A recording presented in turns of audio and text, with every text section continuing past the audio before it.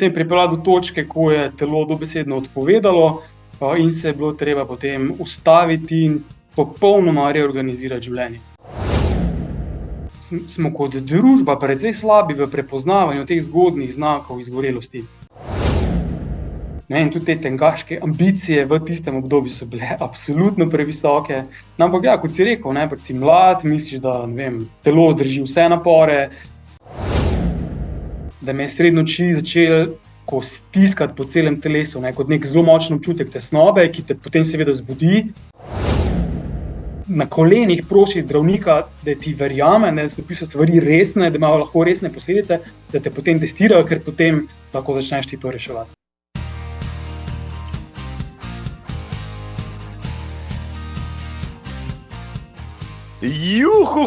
Dobrodošli vsi, spoštovani in spoštovane. Če ste prav šteli, je tole jubilejna in okrogla 200. epizoda podcasta Za gred za tek. Mislim, noro, kaj se dogaja. Prišli smo v 3 letih v pol do številke, za katero bi stavil takrat na začetku, da je nikoli ne bom dosegel, pa sem jo. No in potem sem razmišljal, koga ne povabim goste. Ja, prepoznali ste ga že. Samo eden edini, Peter Štrukelj. Tako povem zakaj, ampak najprej ga pozdravim. Peter, dobrodošel v 200. epizodi podcasta Za gred za tek. Ja, Marko, živijo, hvala za vabilo. Moram reči, da mi je kar malo neroden. Zdaj po tej tvoji vodni špici, najavi in po tej priložnosti naj ti kar takoj čestitam za teh čestitljivih 200 epizod. Kdo bi si mislil, pred 4 leti, ko smo imeli tiste neformalne začetne pogovore, da se bo to razvilo v bistvu tak velik projekt. Tako da čestitke. Hvala, Peter. Ja, res, kot nalašč gledati sem šel en pogovor, ki so ga midva posnela pred 4 leti. Pogovor je bil na Facebooku takrat v živo. Posnela so ga točno na današnji dan, 4 leta nazaj, kar je še posebna simbolika. In moram reči, da je bil tisti pogovor pravzaprav eden od povodov ali pa eden od zametkov tega, ker zdaj počnem zadnjih 200 epizod, namreč debatiram o teku z zanimivimi ljudmi, zato pač sploh ni bilo dileme, koga povabiti za sogovornika. Ja, sem rekel, edina stvar, če Peter ne bo hotel, ampak sem ga uspel prepričati, drage dame, cenjeni gospodje, in pričakujte zdaj en zelo zanimiv pogovor takrat. Se Peter spomni še, o čem so govorila?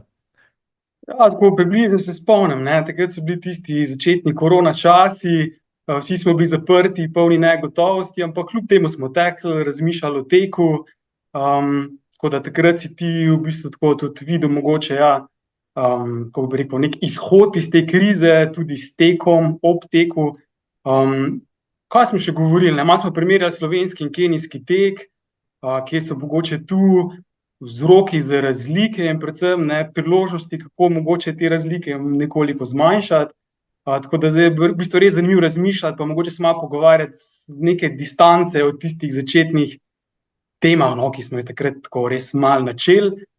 Predvsem tako, ti ima zdaj ogromno modrosti, tekaških, po teh 4 letih, po 200 podcastih. Mogoče ima tudi v tem, kako rekla, mogoče tvoje videnje vseh tistih misli in modrosti, ki smo jih takrat delili z našimi poslušalci. Tako da ja, so pa spomini, zelo lepi spomini na tisti čas tudi.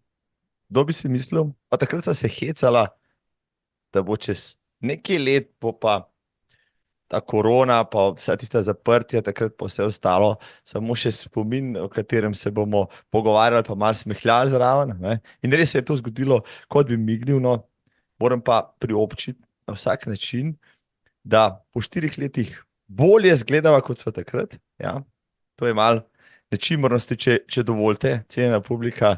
Pač sva kot vino. Ja, Peter je vmes obrnil 4, jaz se bližam 5, ampak zagreta kot še nikoli, pa danes ne bova govorila toliko na splošno kot takrat, čeprav tudi malo, ker rada filozofirava, zmeraj, ko se pač ujameva tako ali drugače, so najni pogovori malo daljši, ja, ker si ima toliko zapovedati, ja, in pričakujte tudi danes take živahne izmenjave. Zakaj pa sem povabil Petra, pa kdo je pravzaprav Peter?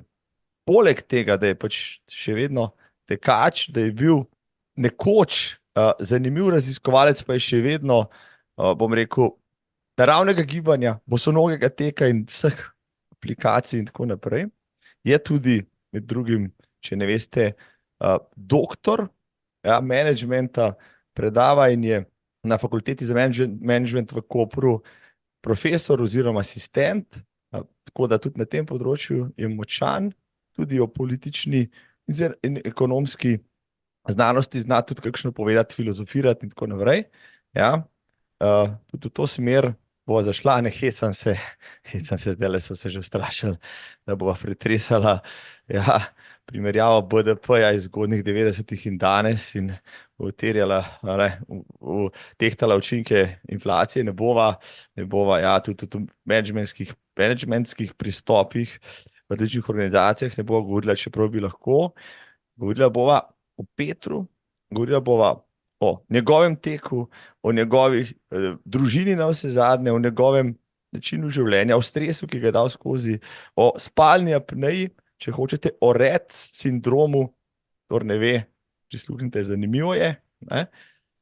Pa še kakšno o bosonogem teku, jasno, tam sva se pač spoznala, pa kakšna stvar bo še upadla mimo, čisto tako, da jo pograbiva in malo secirava.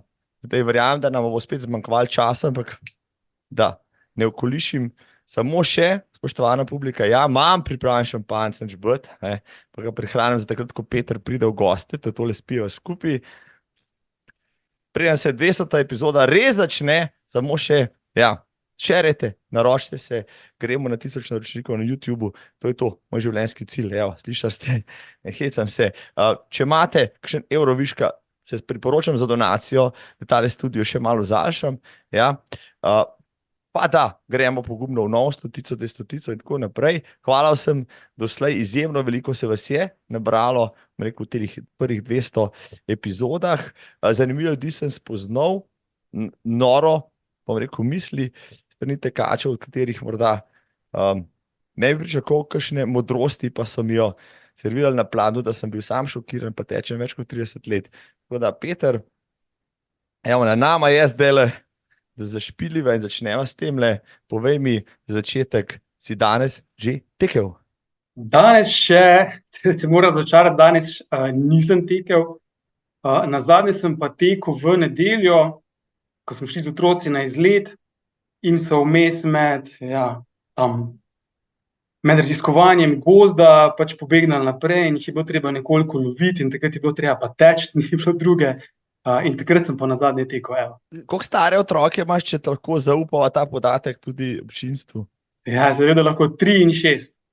Najboljša leta praviš, da si ves čas v pogonu živahni, so tvoji otroci, kot jih poznam, zelo, zelo živahni, odprtega karakterja.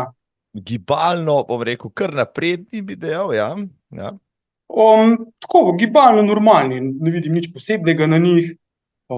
Veliko ste zunaj, veliko na igriščih, veliko imata proste igre, tako da mislim, da mi ni nič hudega. Če primerjaš svoje otroštvo, pa otroštvo zdaj naslednje generacije, ki jo spravljaš ti gora, zdaj, kaj so bistvene razlike, ki bi jih izpostavil? Tako, si že začel s težkimi vprašanji. Za nalašč, ker so ravno pri otrocih in gibanju, ampak vem, da živiš na Gorenjskem, tudi zagrizeni Štajerci in Celjani, kdaj pristajajo na Gorenjskem, v kakšni zanimivi dolini ali nekakšnem zanimivem hribu. Peter je že kar nekaj časa tule z družino, odraščajo v Celju, v blokovskih naseljih, kjer je nabijo žogo, no zdaj pa on praktično sredi narave, pa te otroke spravlja gor, moče malo na drugačen način, zato sem dal, ker vem, da to mogoče včasih tudi kar diametralno nasprotje okolja, v katerem pač odraščajo ti pa tvoji otroci, zdaj na drugi strani lahko da take zanimive primerjave. No, tako bi ti rekel, v bistvu, zdaj, če govorimo samo pač o mojih otrocih, naj bi rekel, da je nek kompromis med tem, kar smo pač mi počeli, kot smo bili majhni, in tem, kar je danes pač nek običajen način vzgoje otrok, kar pomeni, da včasih si mogoče deležen kakega pogleda ali pa komentarja, ampak ni že bilo to karkoli moteče.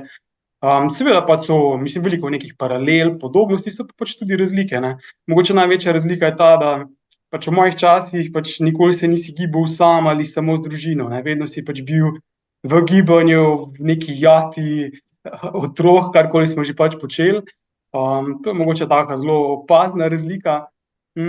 Pa tudi to, no, da je v bistvu naše gibanje bilo res čisto nestrukturirano, nepredvidljivo, ni sledilo nobenemu urniku, razen temu, da se pač odvijali po šoli oziroma po vrtcu, medtem ko dobro sam veš, ne, da je danes to malo drugačno, je v bistvu to gibanje tako, ja, bolje načrtovano, bolj tudi predvidljivo, ne, in to seveda potem bo čez nekaj časa verjetno imelo tudi kakšne posledice, ne, o tem mogoče potem čez 15-20 let bova lahko se spet pogovarjala. Tako da ja, pa tudi to, ne, mislim, tu na Gorenjskem, če si omenil Gorenjsko, ja, mislim, to je res, mislim, možnosti za naravno gibanje, mislim, kje drugje kot pa na Gorenjskem. Tega je res veliko, no. Zato mogoče tudi, ja, vidim, ne, veliko družin izkorišča vse te danosti, druge pa mogoče malo manj, ne, ampak saj živimo v časih, ne, ke si tako vsaka družina zbere neki svoj način vzgoje otrok, ne, preživljanja prostega časa. Tako da ne bova danes midva nobenih nasvetov delila pa in nobenih sodb, ne. Tako da, ja, mislim, še vedno se mi zdi, da otroci imajo priložnosti, imajo možnosti, je pa, ne, tako kot že sam ugotavljaš, tudi, ne, preko tvojih pogovorov z različnimi gosti, ne, veliko je odvisno potem od staršev, pa mogoče tudi malo od šole, no. Jaz moram tu reči, da imamo kar srečo, no, glede vrtcev in šol, so v bistvu zelo naklonjeni različnim oblikam gibanja, tudi naravnemu gibanju. Tako da ja, vse okej glede tega. No, lepo si povedal tudi zanalašč, sem pač našel to temo, ker je veliko govora o otrocih, ki danes pred sedijo, pa nažigajo igrice na telefonih in računalnikih. Lahko potrdim, da imamo v sosednji sobi 13-nike, ki ta trenutek ne delajo kozolcev zunaj, pa se ne poganjajo po gmajni, ampak vse tisto, kar sem prej omenil. Ampak po drugi strani bi najbrž midva isto počela, če bi v tistih časih, ko so odraščala, imela vse to na razpolago, pa recimo tega ne počela ves čas, bi izbrala tudi drugo možnost, vendarle tudi najini otroci, ne samo zato, ker jih midva terava, bom rekel, v naravo ali pa v neke športe, bi si poiskali kakšno gibalno dejavnost, ker jih v to, ne vem, zvabi ne samo družba, pač pa tudi želja in tako naprej, narava. Ja, bi se popolnoma strinjam, ne, saj tudi, ne vem, način gibanja, ki smo ga mi imeli kot otroci, ne, je bil mogoče malo drugačen, pa mogoče malo, še vseeno malo bolj moderen, kot pa recimo naši, ne, starši ali stari starši, ne, prastarši, zagotovo, ne, pač vsaka generacija pač ima neke svoje specifike, ne, tudi ta, ne. Tako da ja, mislim, zagotovo bi pač midva tudi izbirala mogoče oblike, ki so bolj tako družbeno sprejemljive, ja. Bi pa rad mogoče samo to rekel, ne, tako pač midva, ne, se zelo trudima ne terati otrok, oziroma da nimajo nikoli občutka, da je karkoli tako res treba narediti, pa da je to neka prisila, ne, pač poskušati organizirati to družinsko življenje, da se pač te stvari naredijo bolj ali manj tako spontano, brez nekih prisil. Tako, se mi zdi, da je za vse boljše. Je pa res, da moraš biti zelo inovativen pri tem v današnjih časih, ja, bolj kot, ja, v časih najine mladosti. Na času najine mladosti inovativnost ni bila potrebna, ker se je točno videlo, kaj treba narediti, ne. Naj si bo staršu, očetu, materi ali pa mulcu. Kako potem inovativno ti pristopiš, da prepričaš, ne vem, 6-letnika, da recimo pospravi posodo iz pomivalnega stroja ali pa da za sabo pospravi mizo in tako naprej? No, kar se teh družinskih opravil tiče, tu niti ni toliko v bistvu potrebnih nekih pregovarjanj. Mogoče že sam ta zgled staršev že kar precej, no. Potem mogoče čisto neki tak sproščen, racionalni pogovor z otrokom, kljub temu, da je star 6 let, ja, v bistvu lahko prideš precej daleč, ne, bolj kot pa z nekim žuganjem, pregovarjanjem. Tako da, ne, pač vedno pričakuješ, ne, da včasih uspe, včasih ne uspe in ja, to so čisto, ja, normalni odzivi otrok, no. Tako da, ja, probaš, tako z besedami na lep način, z zgledom, se zelo veliko da, ne. Pa predvsem ne imeti tako prevelikih, potem tudi pričakovanj, prisil do samega sebe, ne, kaj vse bi mogel narediti pri vzgoji otrok. Ja, se moraš tudi tu malo bremzati. Ja, moji ali pa so že ušli v najstništvo, počasi bojo ušli potem onkraj najstništva in se bomo z njimi lahko samo še pogovarjali, če se bodo hoteli z mano. No, in to, kar si zdaj dejal, se mi zdi izvrstno izhodišče tudi za striktno debato samo o tem. To bi lahko razvlekla na daljne 3 ure. Zdaj bom samo rekel, da hecno, mene so vsi spraševali kot tekača. Pred leti, če moji otroci tudi tečejo, pa sem jih recimo peljal na kakšno tekaško prireditev, kakšen otroški tek in tako naprej.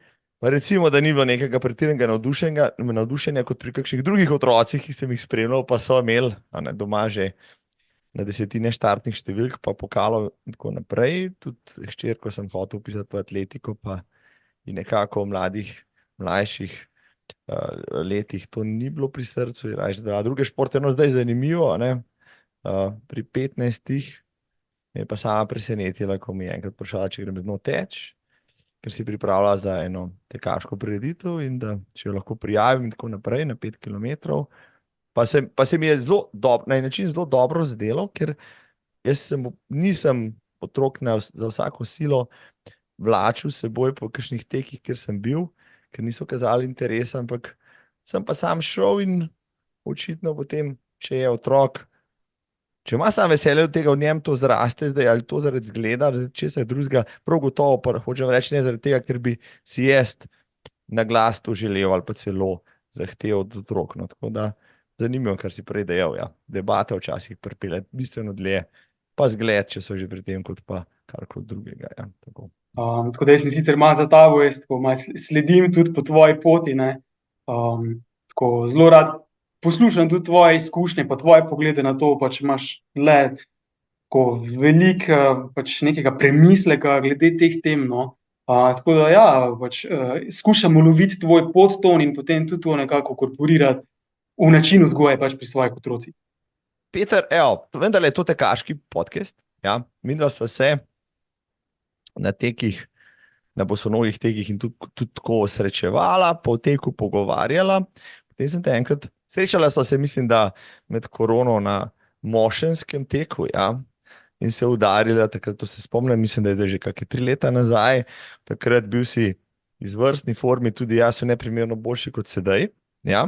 No, potem pa, ne vem, kakšne pol leta kasneje govoriva, te vprašam, kako tek, pa si mi povedal, da ne tečeš več prav veliko. In sem bil začuden, zakaj, ker si bil zmeraj fit, poskočen, pa si rekel, da je tek lahko tudi del problema, s katerim se soočaš. Kaj recimo, dajva tole zgodbo od začetka zastaviti. Kaj se je v bistvu zgodilo? Ja, zgodilo se je to, da so pač razni življenjski dogodki pač pripeljali do tega, da enostavno nisem mogel več normalno funkcionirati, niti v službi, niti doma, niti z otroci, ker sem pač bil tako fizično, pa deloma tudi psihično izčrpan, da v bistvu se potem pač stvari so se začele tako recimo rušiti, no. Stvari, ki pač bi jih mogel opraviti, nisi mogel več opraviti. Prišle potem recimo do neke take zelo močne tako izgorelosti, če kar rečemo po domače. No in kot posledica, potem jaz seveda tudi pač fizično nisem bil več sposoben teči. Seveda pač to se dogaja tako tedne, mogoče celo mesece, se je tako nabiralo. Potem pripeljalo do točke, ko je telo dobesedno odpovedalo in se je bilo treba potem ustaviti in popolnoma reorganizirati življenje. In to je bilo tako par mesecev po tistem, ko smo midva nazadnje tekla, ja. Tako da zdaj, ko gledam nazaj, so bili že takrat mogoče taki manjši opozorilni znaki, da prihaja tako nekaj bistveno hujšega. Tako se je takrat začelo. Zdaj, kako se čisto konkretno kaže, recimo, ne vem, šel sem na rekreacijo, enkrat na teden smo se s prijatelji dobili, igrali nogomet in pač na eni od teh rekreacij med pavzo po 1 uri, pač ti šprintov gor in dol, se tam uležem na klopco, tako spijem tam kozarec vode in potem, ko se vstanem nazaj, se mi je, ne vem, začelo vrteti v glavi, sem samo čakal, da izgubim zavest in sem se potem ulegel nazaj in potem, ne vem, se celo noč tresel, nisem mogel priti k sebi, potem sem rabil par dni, da sem se kakor toliko sestavil. Ne, in takrat so se pa pol začeli tako postopoma kazati razni znaki, v bistvu vse te izčrpanosti, izgorelosti. Ja, in potem je pač pripeljalo do točke, ja, ko res ni šlo več tako naprej, in potem je bilo treba res stvari postaviti popolnoma na novo. Ja, dal si izvrstani vod, da jaz zdaj tole seciram naprej. Izgorelo, zdaj Ja, beseda, zdaj že kar razširjena, skoraj vsak drugi že govori o izgorelosti, da se je zadeva tako daž banalizirala, da se je marsikdo dela že skoraj norca iz tega, ampak izgorelost, pa bi kdo rekel, pa včasih je bilo hujš, danes nam je vse dano na pladnju, pa smo izgoreli, kako lahko človek, rekel celo v poznih 30-ih, ki ima urejeno službeno domače življenje, pa suport okolice in tako naprej, pa izgori, kako lahko govori o tem, tudi s tem, da je športen, aktiven, pa reče, da je šport prispeva dodatno k izgorelosti, ko vendar je šport tisti, ki ji pomaga stres premagovati. Zdaj, tebi se je to zgodilo, da že rekel si, kombinacija službenega, domačega, mali otroci, kaj pa, kjer je hočeš poskrbeti, odgovorna služba, na vse zadnje, tudi življenje onkraj tega, pa družbeno, družabno domače, prispevajo k temu. Kaj misliš, bi lahko to preprečil pravzaprav? Ne bi mogel drugače zastaviti, ali je pač stvar, ki jo lahko ugotoviš šele potem, ko prideš do tega, kar si ti prišel? ja, to je zelo dobro vprašanje. Tudi jaz sem isto se spraševal, ne, kako lahko včasih, ko si ljudje da bistveno več, ali pa so preželi bistveno hujše stvari kot jaz osebno, recimo, ne, pa niso prišli recimo do te točke. Ne. Zakaj pa recimo me, pa še komu podobnemu, pa se pač to zgodilo, pa se dogaja. Ne. Ja, mislim, zdaj, tvoje vprašanje je bilo, kaj so te ključne stvari, ki so pripeljale do tega. Recimo, oziroma, ja, bi se jim sploh lahko izognil, kakšen Aha, način da bi se se lahko izognil, ja, ja. izognil, tako, ja. Dobro, recimo s tem znanjem, ki ga imam danes, morda, ne vem, morda. A pa bi se mogoče to zgodilo kasneje, ali pa v precej manjši obliki, tako da to zagotovo, ne, mislim, to poznavanje vseh teh znakov, zagotovo bi pač, ne, mislim, meni pomagalo pri tem. Ampak zdaj si nekaj učiti za nazaj, pa tudi pač nima nobenega smisla. Ne, pač to se je seveda zgodilo, to je zdaj, ne, pač stvar preteklosti, pa zdaj treba živeti naprej, za naprej. Sem pa opazil mogoče tako eno zanimivost, ne, da smo kot družba precej slabi v prepoznavanju teh zgodnjih znakov izgorelosti. No. Nočem zdaj tako kriviti družbe, ne, ampak to je bilo čisto neko objektivno opažanje, tudi glede na to, pač, kako drugi govorijo o teh svojih zgodbah izgorelosti. Ne. To pač seveda se ne zgodi v enem tednu, ne, pač to je dolgotrajen proces. In pač ja, vidim, da ni tako od družbe, ne vem, družina, prijatelji, pač ne znamo opaziti teh stvari v zgodnji fazi. Ne. Kot da bi pač tistega, ne, ki gre v to, ki je pač, ne, na tem, da bo izgorel enkrat, da se ga pač na to opozori, da ne vem, se pogovori z njim, mu da mogoče neka orodja, ali pa ga prepriča mogoče, da način, kako on živi, ne, slej ko prej pač vodi v to, da bo izgorel. Ker recimo, če bi meni to nekdo povedal, ne, sem tak po karakterju, bi to kar, mislim, tako bi verjel, pa bi resno to vzel, ne. Ampak ja, pač tega pač pri meni ni bilo, pa res je bilo tudi tako v minimalni meri, no, da pač tistega jaz potem nikakor nisem upošteval in je pač to pripeljalo do tega. Ja, zdaj morda si drugače predstavljamo izgorelost, ja. Drugačen tip človeka, ki bo, vem, absolutno delal po 20 ur na dan, pa ne vem, delal 20 služb in tako naprej, ampak ja, na koncu koncev lahko tudi take stvari, kot je rekreacija, pa šport, in zdaj sem spet pri teku, ali zahtevamo danes, pa to sem se že velikokrat pogovarjal, tako v podcastu, kot na kakšnih okroglih mizah, o tekmovalnih ambicijah povprečnega rekreativca in podobno.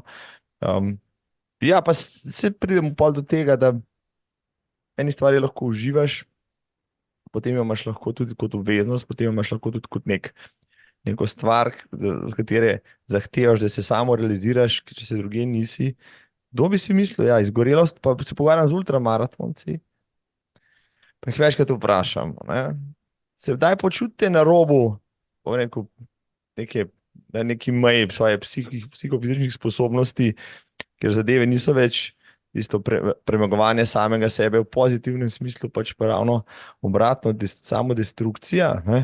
Pa ne radi ljudje se o tem govorijo, ne? Morda tudi zato, ker ti praviš, tudi sami pri sebi ne znamo prepoznati, ne znakov pač neke akutne utrujenosti, pač pa, kar izgorelost je, kronično nabiranje nekih presežkov, ki se jih ne da z dobrim spancem, ja, pa z malo regeneracije pač spet postaviti na izhodiščno točko. Ja, absolutno drži, ne. Zdaj, mislim, ko govorimo pač o teku, ne, skozi malo dal kritično opazko, ne, da lahko tek mogoče tudi v določenih kontekstih malenkost škodljiv. Ja, recimo, ne, če zdaj to damo v kontekst recimo mojega primera, zdaj se ne bi rekel, da tek kot tak je bil škodljiv, ne, ampak v kontekstu mojega načina življenja takrat pa definitivno ni prispeval k neki dobri regeneraciji, oziroma zmanjševanju stresa na drugih področjih, ne, še več, ne, v bistvu ta tek oziroma tek in rekreacija, druge oblike rekreacije so v bistvu ravno potem pospeševale to izgorelost, ne. In tu seveda, ne, mislim, pač nisem znal primerno to umestiti v svoj življenjski slog, ne, intenzivnost je bila previsoka, ne vem, ne vem, tudi te tekaške ambicije v tistem obdobju so bile absolutno previsoke. No, ampak ja, kot si rekel, ne, pač si mlad, misliš, da, ne vem, telo zdrži vse napore, vemo danes, ne, poznamo razne zgodbe, ne, ljudi, ki pač so sposobni prestati res neverjetne napore, ne, mislim, to, kar sem imel jaz, pač je bilo neko običajno življenje z majhnimi otroci, ne, ampak kljub temu, ne, pač je lahko, ja, so stvari pač preveč, no. In ja, v mojem primeru definitivno je bilo v tistem obdobju teka preveč in kakšna druga oblika gibanja bi bila precej bolj primerna za takrat. Ja, recimo ti lahko povem tako kot zanimivost, pač ko sem potem začel hoditi na obiske na urgenco, ne, v tistem najhujšem obdobju, pač so mi rekle zdravnice, ne, ko se te priklopijo na EKG, ne, pa se malo pogovarjajo s tabo, pa rečejo, glejte, ne, saj, ne vem, ko veliko teč, kot vi tečete, pa ne vem, tečete v hribe, ne, recimo, saj kdo pa pravi, da je pač to sinonim za zdravje oziroma da je to pač edini korak k dobremu počutju in zdravju, ne, sem pač postavil še druge oblike, ne, in potem se mi niso rekli, kaj moram početi, ne, ampak ti dajo neke iztočnice, na podlagi katerih potem ti začneš pač reorganizirati to svoje gibanje, ne, in takrat absolutno, ne, pač jasno je bilo, jaz ne morem več teči v taki obliki, kot sem tekel, to, da tek sem takrat bistveno zmanjšal, tako pogostost teka kot intenzivnost teka. Še vedno sem tekel, ampak zelo spontano, impulzivno, recimo, če si predstavljaš, greš na sprehod po gozdu in potem čutiš neki notranji impuls, ne, okej, telo zdaj bi rado teklo, ne, in potem tečeš, ampak ne vem, jaz sem tekel, ne vem, po 50 metrov, sem tekel, nekako začutil je dovolj in potem hodil naprej. Tako da v bistvu res čisto neki tak naravni, spontani tek. Kar se tega tiče, ne. Kar se pa tiče teh čisto drugih oblik, pa zdaj ti dobro veš, no, oziroma tudi takrat smo zelo veliko govorili o tem naravnem gibanju, pač, ne, in to je mene zelo zaznamovalo v življenju, ne, in tudi v tem času, ne, mislim, po izgorelosti oziroma način premagovanja izgorelosti, pač to naravno gibanje absolutno je pač igralo kar pomembno vlogo, no, pri zdravljenju v bistvu vseh teh sindromov, kar pomeni, ne vem, še vedno so bili sprehodi v naravi, tako veliko teh čisto običajnih, ne vem, igra z otroci na tleh, tako, ne vem, nošenje različnih bremen, ampak tako manjših bremen. Ja, v bistvu to so bile v glavnem te stvari, no, mogoče kake zelo take enostavne raztezne vaje, ključno mislim, jaz sem pač se tega tako lotil, no, da je bilo tega še vedno precej, ne, tega naravnega gibanja, ampak v veliko manjši intenzivnosti, pa mogoče malo bolj pogosto kot prej. Tako da je bilo zelo lepo mogoče razporejeno čez dan, takrat, ko je bil čas za to, pa v veliko bolj taki blagi obliki kot pa včasih. Tako da gibanje je bilo še, mislim, še vedno je, seveda, ne, mislim, precej. Pač spremenili so neke oblike, ukvarjanja s športom, ja, in mogoče spremenil pogled na to, kaj moraš početi, Ja. Pa kaj lahko počneš, recimo, ne, zdaj. Ja. Izvoli. Ne, tako pač ja, naučil sem se pač veliko bolj prilagajati vso gibanje pač življenjskemu slogu, ne, pač drugim obveznostim, normalno. Saj prej si mislil, da tudi pred izgorelostjo vedno misliš, da je pač tvoje življenje normalno, ne. Da ti čisto normalno živiš, da ni treba nič spremeniti. Ampak zdaj, če gledam za nazaj, pač to absolutno ni bilo, ne. In takrat, ja, pač nisem znal tega prilagajati in potem se seveda pač skozi svojo zgodbo, skozi zgodbe drugih potem to naučiš. Se mi zdi pa pomembno, da pač se ne ustaviš s tem. Ne, pa če si prej tako pač intenzivno bil vpet v to, da zdaj popolnoma s tem prekineš, absolutno ne. In tudi vsi zdravniki so rekli, absolutno pač nadaljuj, ne. Ampak ja, pač boš mogel samo ugotoviti, ne, zdaj, katere oblike, kdaj, koliko. Ja. In Ok. gremo. Kar se tega tiče, je vse ok. Glede samih športov, ne, zato ker mogoče lahko tudi malo pogovorimo o tem, Izvoli. pa Ja. naravno gibanje. Ne, tako jaz, to za mene ni popolnoma enako. In tudi zdaj, recimo po izgorelosti, če me kdo vpraša, ne, če se ukvarjam s športom, rečem ne, sem pa relativno dosti fizično aktiven oziroma prakticiram naravno gibanje. In potem je pač seveda malo začudeno pogledal, ne, kaj zdaj hočeš s tem povedati, ne. Tako da, ja, v praksi to pomeni, da ne hodim več na nobeno to rekreacijo, ne udeležujem se recimo, ne, v teh rekreativnih tekov, tekmovalnih tekov, tega pač do zdaj pač ni bilo, je pa še vedno naravno gibanje. No, zanimivo, ja, se pravi, tudi v Mošnje ne boš šel več se na tisto zaguljeno 8,5 kilometrsko progo meriti z ostalimi zagrizdenci. Ne, zaenkrat ostajam pač pri tem naravnem gibanju, potem pa, ja, kaj bo pa, ne vem, čez leta, pa niti ne razmišljam o tem, zaenkrat tudi ne čutim nobene potrebe, da je to zdaj nekako, ja, smiselno oziroma potrebno. No, in zdaj, če veliko si analiziral, najbrž čas, pa tisto obdobje, ki te je vodilo pač v to izgorelost, pa bi zdaj, ja, kot si rekel, že prej si omenil, lažje bi zdaj prepoznal znake, posebej, če bi te nekdo opozoril, recimo na njih, no recimo pa, da te zdaj jaz konkretno povprašam, ok, a ne, kaj pa so ti znaki, ne vem, zadnje leto, dve sem kar letargičen, ne, v mislih na tek, dobim skoraj da ošpice, ampak vsem grem, saj 3-krat na teden se prisilim, da grem, ker če ne se bom absolutno preveč zredil, ker pa vendarle, ker moram, pa ker imam še zmeraj 2 maratona na leto normo, da jih opravim in tako naprej, ampak ne čutim pravega veselja, pa sreče ob tem, istočasno sem nekako manj učinkovit pri delovnih obveznostih, pa sem raztresen, ne, pa za vsakih 15 minut imam telefon v roki, pa iščem neko distrakcijo, ne, pa malo odlagam obveznosti, pa nimam prave želje z otroki hoditi več v hribe, hvala Bogu, tudi oni ne. Ja, zato, da jim naram razlagati, da se fotru tudi ne da.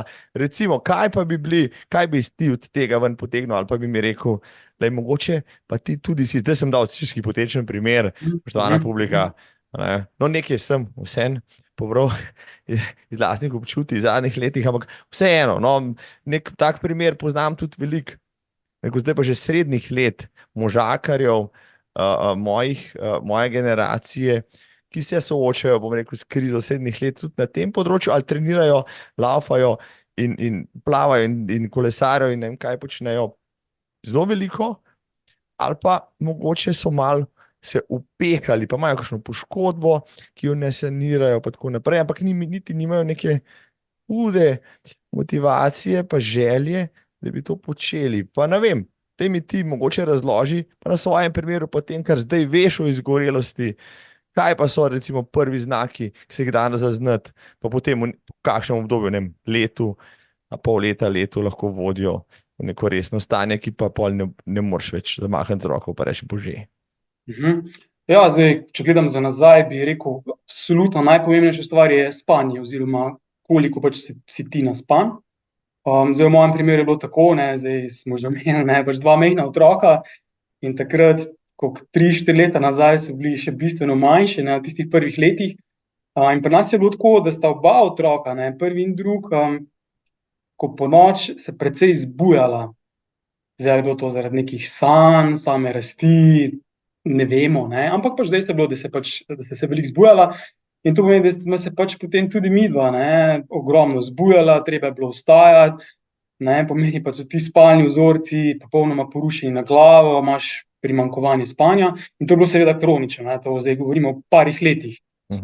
Ne, in ja, recimo pač to, ne, mislim, to pač ti veš, da si pač nenaspan, ampak to vzameš kot, ne vem, pač del tega, da imaš majhne otroke, tudi marsikdo drug je šel skozi to, vsi rečejo pač, da je to pač malo normalno, ne, in da to mine in ti potem tako tudi vzameš, ne, in pač ostalih stvari v življenju pač ne prilagodiš temu, ne, da si kronično nenaspan, da imaš porušene spalne vzorce, Tako da zagotovo bi rekel, da je to ali pa eden od takih zelo očitnih znakov, ali pa mogoče celo alarmov, ne, za neko prihajajočo zgledost. Torej, spanje, to bi rekel, da je prvi. Drugi so mogoče čist neki taki, ne vem, običajni, lahko neke take motnje čez dan. Ne vem, ogromno ljudi ima mogoče nek glavobol, ali pa mogoče neke prebavne težave, ali pa mogoče čisto neko anksioznost, ne, pač nisi čisto prav, ne. Pri meni je bilo tako, recimo, ne vem, že kako leto pred izgorelostjo, imaš občutek neke take tesnobe, ne veš zakaj, psihično misliš, da si v redu, tako da si relativno stabilen, nič posebnega te ne mori, ampak čutiš, ja, tako, da nisi v redu, ne, še vedno lahko vse počneš, ampak ni tistega, ne, pač občutka, ne, da si pač, da je vse v redu. To potem recimo mogoče kakšni glavoboli, imel sem v času nekakšne take napade glavobolov, ko se pač bilo treba uleči za dan, dva, pa potem misliš spet, ne, saj so pač mehni otroci, v maj si najprej spam, pa boš malo držal, pa greš potem spet na isti način naprej. To pa mogoče še, to je pa tudi tako en izmed zelo pomembnih naukov zame osebno, je pa tudi potem hrana, ne. Torej v bistvu način prehranjevanja, kako ješ, kaj ješ, čisto v bistvu neki prehranski vzorci, sploh v tem času, ne, ko so otroci majhni, ne, ko v bistvu res tako, mislim, res je fizično in psihično naporno in absolutno potem tudi mislim, pač te navade igrajo zelo, zelo pomembno vlogo, ne, tega pač tudi takrat nisem vedel, sem mislil pač, da te stvari, pač niso tako pomembne, zdaj vem, da so precej bolj pomembne, kot sem si takrat mislil, in tudi recimo, če bi to nekdo tako pač spremljal moj način prehranjevanja, bi tudi mogoče lahko opozoril, da mogoče kakšne stvari niso bile primerne, ustrezne in so tudi potem prispevale k, ne, potem tej izgorelosti. Kako ti diagnosticirajo izgorelost? Ja, to me je zmeraj zanimalo. Ne, ker, dobro vprašanje. Greš na urgenco, greš zdravniku, ti rečejo, da vzem dole kadola, baldrijanov čaj, spi, manj maščobe pojej, pa cukra, pa za otroki, če so se obrokov, tudi ne, pa ne, pa pejt ven mal na sprehod, pa ne se krega ženo, pa bo v redu. Mislim, kdo ti danes sploh lahko, pa ti, psiholog, splošni zdravnik, kako se vse skupaj sestavi, da potem dejansko dobiš to diagnozo? To je zelo dobro vprašanje, ne, ker pri meni pač te diagnoze, tako uradne diagnoze ni bilo. To je v bistvu bil moj sklep iz vseh drugih parcialnih diagnoz in pregledov, ne, pač, ki sem jih dal skozi. Pa tudi pač glede na, ne vem, čisto branje o izgorelosti, o, ne vem, drugih zgodbah o izgorelosti, je v bistvu bil to moj zaključek, no, pač se mi je zgodila zelo močna izgorelost. Sami zdravniki mi pa tega niso diagnosticirali, ne, zato ker pač jaz sem vedno prišel v zdravniku z neko specifično težavo, ne vem, kot si že omenil, ne, pač med rekreacijo sem začutil neko tako močno motičnost, ne, da sem pač mislil, da bom izgubil zavest. Ali pa ne vem, me bolela pač, ne vem, neke mišice v trupu, recimo. Ali pa ne vem, sem imel neke težave z želodcem, ne, in potem tako pač te stvari opišeš, narediš potem na začetku so bili čisti osnovni testi, ne, in nekega tako konkretnega zaključka ni bilo, ne. Edini tak, mogoče kot nek predlog je bil, nekaj pa če vse izhaja iz psihe. Okay. Tako, ne, mogoče to je bilo kot neko tako opažanje zdravnikov na začetku, kaj pa če vse povezano s psiho. No in tako dobro, jaz sem potem tisto vzel na znanje, ampak sem potem začel mogoče tako malo bolj na svojo roko, v svoji lastni režiji, mogoče malo bolj raziskovati vse te simptome, vse te težave, in sem potem hodil pač od specialista do specialista. No, tam so pa potem začele padati tako konkretne diagnoze, ne, iz katerih sem potem jaz pač sestavil, no, tudi od samih, mislim, teh zaključkov, pa mnenj zdravnikov, pa teh pogovorov, mislim, da je šlo za nek sindrom izgorelosti. Ker v bistvu to se ti, ne vem, domnevam, no, pa tako kot poznam te druge primere, to se ti pač potem odraža čisto organsko na delovanju organov, mislim, ne samo tako na občutku neke tesnobe v nekih glavobolih, ampak čisto, ne vem, delovanje srca, pljuč, ne vem, želodca in podobno.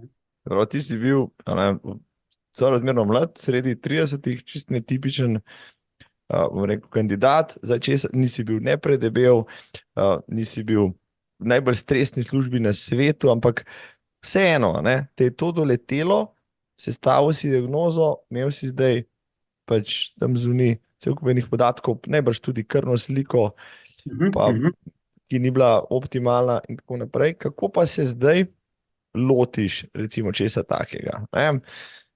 Si izgorel, ampak naslednji dan moraš ti vstati pa poskrbeti za otroke. A ne? Moraš iti v službo, zaslužiti denar, moraš poklicati tega onega, moraš poskrbeti, ne vem, za starše, moraš poskrbeti, ne vem, za svojo imovino in tako naprej.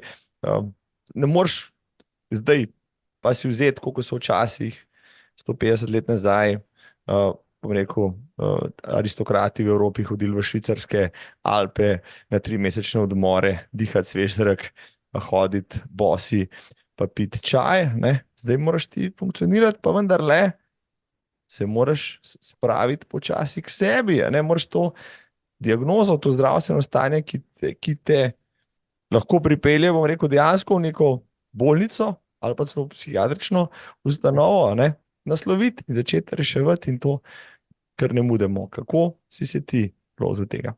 Ja, jaz sem imel tako dve olajševalni okoliščini, če lahko temu tako rečeva. In sicer prva je relativno nestresno delo, ker če bi jaz imel v bistvu tako tako naporno delo, bi moral iti na bolniško, ne vem, za pol leta, za 1 leto, ker imam pa tako večino dela od doma in zelo dobre odnose s sodelavci.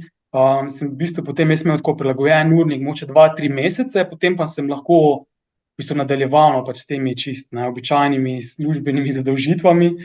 Pri čemer seveda bo treba tudi tam iznajti načine, kako čim manj energije pač porabiti za to, da narediš tisto, kar je potrebno. To je bilo prvo, drugo pa pač podpora doma, pač vsi vidijo, pač, da pač do kere točke so stvari pripeljale, in potem pač dobiš vso, ne vem, pač vso podporo doma, da pač se lahko tega lotiš na nek način, za katerega ti misliš, da je pravi. Tako da to se mi zdi zelo pomembno. Zdaj, če tega ne bi bilo, bi se stvar vlekla precej dlje, kot se je. Kar se tiče pa samega načina, ti bom mogoče tako čist najprej na splošno rekel, pač jaz sem se odločil, da ne bom teh stvari reševal samo po tej psihološki poti, ampak bom dal prednost tem fizičnim aspektom zdravja in zdravljenja izgorelosti. To je bila prva stvar. Druga stvar je pa, da sem v bistvu tako pač spet iz teh diagnoz razbral, to je totalno sistemski problem, celotno telo in ne deluje tako, kot pač mora, torej se pač treba stvari seveda pač lotevati sistematično, seveda korak po koraku, ne se preveč zdaj obremenjevati, dnevno, kako bo zdaj pač to izpadlo, ampak tako, potem sem rekel, to ni samo ena stvar, zdaj ni samo tek, ni samo spanje, v bistvu skupaj vseh teh dejavnikov. Tako sem potem že od samega štarta pač rekel, jaz bom pa se tega tako lotil, potem sestavljaš kot neko sestavljamo. In na poti se zgodi res marsikaj tako zanimivega, verjetno bo zdaj še kaj vprašal okoli tega, ampak tako se je pa začelo, tak je bil čisto začetni pristop. Ja, najprej si najbrž rekel, ok, rekreacija me ne sprosti, ampak me bremeni. Tukaj moram nekaj narediti, nisem naspan, to je naslednja stvar, hrana, sam si zapazil, da nisi, bom rekel, optimalno prehranjen, ker tudi prideva še lahko do kakšnega sindroma, ki je tudi prisoten v športu in družbi nasploh. Potem seveda mentalni aspekti vsega skupaj, kaj pa lahko tukaj narediš, da se mentalno sprostiš, pa nisi še tukaj v neki spirali in tako naprej.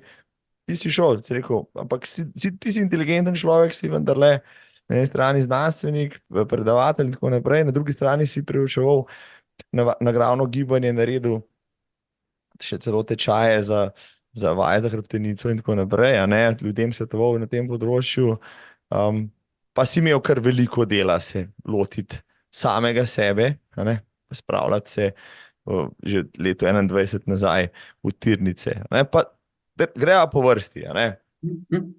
Rekla so, o teku so že nekaj rekla, kako si vse skupaj si v nagibanju naredil, kako si se lotil recimo prehrane. Pa to mogoče, prehrana pa spanje, ta dva aspekta sta zagotovo najbolj zanimiva, mogoče tej moji zgodbi. Kako začeti s prehrano? Prehrano se začel tako, da sem jaz na enem izmed pregledov dobil pač krvno sliko in tam se je pokazalo, da imam pomanjkanje določenih parametrov pri železu. Zdaj niti ne znam sploh razložiti, kaj pomenijo tiste parametri, ker me tudi v lekarni niso znali razložiti. pa ne vem, pomanjkanje folne kisline, pa povišan ta slab holesterol, nekaj še bilo, mislim, da s temi levkociti, pač ja, ni bila zdaj katastrofalna krvna slika, dobra pa tudi ne. No in potem sem zdaj, ok, pa če vidiš, da že tu stvari pač ne funkcionirajo v redu, kaj zdaj narediti, potem seveda dobiš tako veliko nekih dobro namernih napotkov od svojih bližnjih, ampak mi je tako hitro postalo jasno, da pač stvar ni zdaj tako enostavna in da tudi pač sam nimam niti znanja, niti časa, niti energije, zdaj pač to reševati čist na pač lastno pest. In sem potem čisto tako spontano dobil potem idejo, kaj pa če bi jaz pač za te stvari, kar se hrane, presnove tiče, kaj pa če bi jaz tukaj pač enostavno prosil nekoga, ki se na to malo bolj spozna kot jaz, enostavno, da ga prosim za pomoč, da mi tu pač da neke usmeritve, da mi malo pomaga pri tem. In ja, potem pač moja prva asociacija je bil v bistvu nekdo, ki je že mislim, da 2-krat gostoval v tvojem podcastu, ja, specialist, doktor prehranskih znanosti, zdaj upam, da sem dobro opredelil, ja, pač to je Leon Bedrač. Pač na njega sem se pa spomnil v bistvu ravno zaradi tvojega podcasta, mislim, da celo tistega prvega podcasta, ki ste ga naredila tudi 3 leta nazaj, ko je takrat Leon Bedrač razlagal pač o svojem pogledu na hrano, in takrat sem v bistvu videl, oziroma pač zaznal sem v bistvu ta njegov, recimo temu, malo bolj objektivni nivo razmišljanja o prehrani in sem pač rekel, ok, sicer se mi zdela tako malo neverjetna ideja, ampak kaj pa če bi jaz poklical Leona Bedrača, da mi pač pomaga pri teh osebnih težavah. In potem dejansko sem dobil njegov kontakt, poklical Leona Bedrača, sva se dogovorila potem za neko sodelovanje, in takrat se potem pa začelo, tako da je v bistvu Leon v bistvu res se malo bolj poglobil v mojo zgodbo, torej v to izgorelost, v moj način prehranjevanja in na osnovi tistega mi je potem dal take zelo, zelo uporabne, niti ne jedilnike, ampak tako prehranske usmeritve, ki naj bi mi potem pač pomagale pri premagovanju te izgorelosti. Takrat sva začela potem, to je že mislim, da 2 leti od tega, sva začela z Leonom sodelovati in to je bil zagotovo eden ključnih momentov pri premagovanju te izgorelosti. Zdaj ne morem ti kvantificirati, koliko je zdaj to pripomoglo, ampak čisto, eden od odločilnih dejavnikov zagotovo.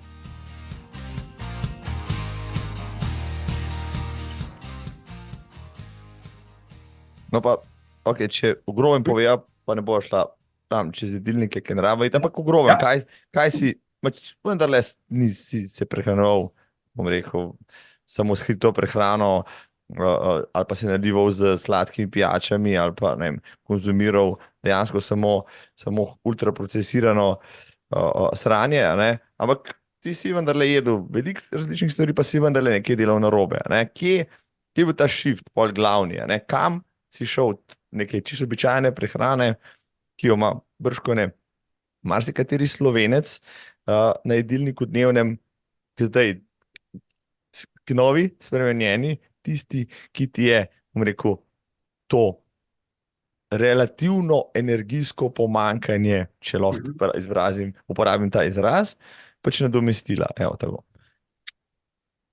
Zdaj še enkrat ne bi več to res izpostavil, pač mislim, ko se je pač dogajala ta izgorelost, jaz sem pač mislil, da se normalno prehranjujem, da to pač nisem tako sledil nobenim posebnim dietam, jedel sem relativno zdravo hrano, tako kot si sam omenil, ampak potem, ko v bistvu pač Leon preučil te moje prehranske vzorce in predvsem to postavil v kontekst mojega siceršnjega življenja in vseh stresnih faktorjev, je v bistvu on pa postavil diagnozo, ki je prej tako, v bistvu noben zdravnik ni pač postavil oziroma zaznal, in pač Leon je rekel, da pri meni gre za v bistvu, za neko relativno energijsko pomanjkanje. To pomeni, za vse te stresorje, ki sem jih jaz takrat doživljal, je moje telo dobivalo premalo energije iz hrane. To je bila prva diagnoza, druga diagnoza je bila pa, da imam pač pomanjkanje določenih mikrohranil v prehrani. S tem pač, kako bi rekel, vse to je potem privedlo oziroma pač je povzročalo potem tudi tisto slabšo krvno sliko. To je bilo izhodišče, ta diagnoza, mislim, jaz sem še zdaj v bistvu res hvaležen v bistvu za ta uvid, ker pač to v bistvu vse odloči v končni fazi. In vse pač tiste usmeritve, ki so potem sledile, so pač bile osnovane točno na, v bistvu pač na tem izhodišču, na tega pač relativnega energijskega pomanjkanja, zato ker pač jaz nisem niti hujšal, ne, nisem pač izvajal nobenih ekstremnih postov, nič od tega, ne. Ampak kljub temu, ne, sem imel pač to relativno energijsko pomanjkanje. Tako da ja, potem vse usmeritve, no, so šle potem v to, da se ta deficit, da se pač zmanjšuje in da se zmanjša oziroma da se potem odpravi. In pa ja, v bistvu, ne, pač da telo dobi ja, pač dovolj tistih mikrohranil, ki jih pač takrat ni dobilo, ne. Spet je malo splošen odgovor, ne, ampak se mi zdi to je v bistvu res pomembno, da dobiš tako neke specifične usmeritve in diagnoze, kar se tiče prehranjevanja. Predstavljam si, da, ja, rekel si, relativno energijsko pomanjkanje, deficit, temu se reče z uradno angleško kratico RED-S, in sindrom, ki je prisoten veliko tudi pri športnikih, pa pri mladih športnikih, še odraščajočih, zna biti tudi problem. Predstavljam si, da pri tebi pač to neko zdravljenje ni potekalo z nekimi prehranskimi dodatki, ki bi to nadomestili, ali pač hkrati si pa moral spreminjati tudi pač celosten pogled na jedilnik, tako pri sebi, pa tudi pri vseh ostalih, če sem že pri tem v tvojem gospodinjstvu. Ja, veš kaj, pri meni je bilo, mislim, pa tako zanimivo opažanje, zdaj, ko gledam za nazaj, ne. Mislim, midva z Leonom nisva kaj dosti spremenila, ne, glede same, ne vem, vrst živil, mogoče samih obrokov, ampak, ne, v bistvu, kaj so se spremenile količine določenih živil, kombinacije živil, mogoče kakšna ena do dve živili smo potem tudi za nekaj časa potem dali potem ven iz pač prehrane, no, za nekaj časa, ampak to, mislim, ko gledam za nazaj, res niso bile velike spremembe, ne, nič tako zelo restriktivnega, ne, ampak zanimivo je to, kako v bistvu lahko te manjše spremembe potem čez tedne in meseca, ne, potem tako, mislim, ker Leo mi je skozi govoril, rekel, Peter, lej, telo se pozdravi, ne, pač vedno imaš to v ozadju, ne, potem, ja, pa če sem sledil temu, delal v bistvu redno te manjše spremembe in so se stvari potem začele res bistveno izboljševati. Tudi kar sem opazil je, da da sem izgubil predsodke do določenih živil ali pa strah do določenih živil, recimo do soli pa do sladkorjev, tudi to se je v bistvu precej zmanjšalo in odpravilo in seveda pač tudi to vpliva potem na tvoje prehranjevalne vzorce. Kar se pa samih dodatkov tiče, so bili na začetku, pač ja, Leon mi je predlagal nekaj čistih osnovnih, in sem potem seveda pač s tem tudi sledil, potem po kakem letu, pa potem ti začel mogoče malo prilagajati, čisto glede na pač odziv telesa, pa glede na počutje, no, sem potem pač malo tudi prilagodil, absolutno so pa pomagali, ne, recimo pač en tak primer je bil vitamin D,